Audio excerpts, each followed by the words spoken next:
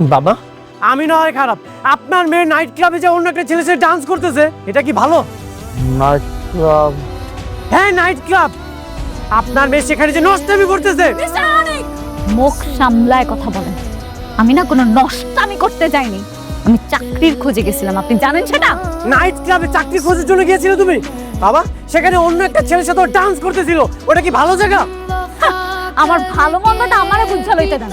কোনো বাইরের মানুষের কাছে আমি ভালো করতেছি না খারাপ করতেছি সেটা তো কইতাম না।